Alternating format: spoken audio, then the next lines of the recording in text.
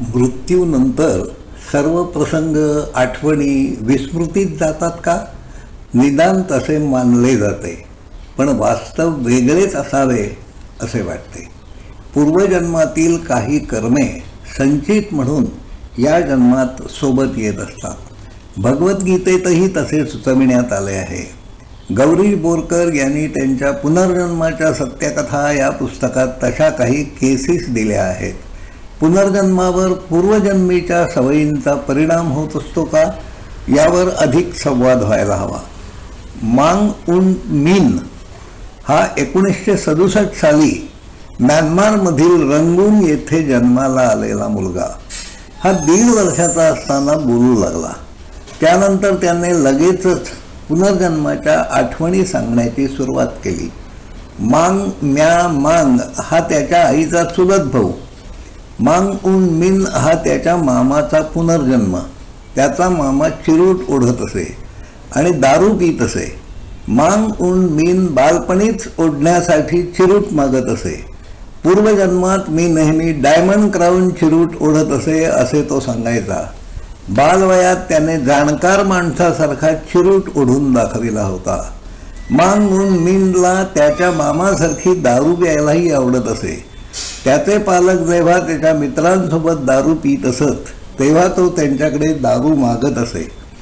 कधी कधी बाटलीतील पाणी दारूसारखे ओतून ते पिण्याची नक्कल तो करीत असे. टिमोथी करनचा जन्म 1964 साली केक अलास्का येथे झाला होता. पूर्वजन्मातील तो हेनरी क्लिनोचा डावा ओठ जन्मतः दुभंगलेला होता. क्लिनोच्या मृत्यूनंतर त्याच्या कुटुंबातील माणसांना मी तुमच्याच घरात परत जन्माला येणार आहे असे स्वप्न पडत होते. टिमोथीचाही ओठ जन्मतःच दुभंगलेला होता. टिमोथीने मी पूर्वजन्मातील हेनरी क्लिनो आहे असे कधी सांगितले नाही, पण क्लिनोच्या सवयी मात्र उचलल्या. क्लिनो अति दारू पित असे. टिमोथी 4 वर्षाचा असताना पिणाऱ्याकडे दारू मागत असे.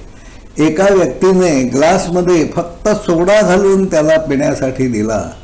टिमोथीने तो घेतला नाही. मला व्हिस्की हवी आहे, सोडा नको असे सांगून तो तिथून निघून गेला. पूर्वजन्मात असणाऱ्या भीतीची भावनाही पुढील जन्मात तशीच राहू शकते. जन्मखुणेचा संबंध पूर्वजन्माशी असण्याची दाट शक्यता असते. पूर्वजन्मात अपघाती मृत्यू झाला असेल तर त्याची निशाणी जन्मखून म्हणून उमटू शकते. मृत्यूच्या वेळी विशिष्ट जागी वेदना होत असतील, शरीराच्या विशिष्ट अवयवावर लक्ष केंद्रित झाले असेल तर त्या जागी त्याचा ठसा उमटलेला असू शकतो. डॉक्टर इव्हान स्टीव्हन्सन यांनी त्याचा अधिक अभ्यास केला आहे. जन्मखूण किंवा जन्मदोष या विषयाचा वैज्ञानिक अभ्यास कसा करता येईल यावर अधिक विचार व्हायला हवा. आपल्या पूर्वीच्या पिढ्यातील नात्यातील माणसांशी त्याचा संबंध आहे का याचा शोध घेण्याचा प्रयत्न करणे शक्य आहे, पण सामान्यपणे याचा शोध घेण्याचा पुरेसा प्रयत्न केला जात नाही हेच सत्य आहे.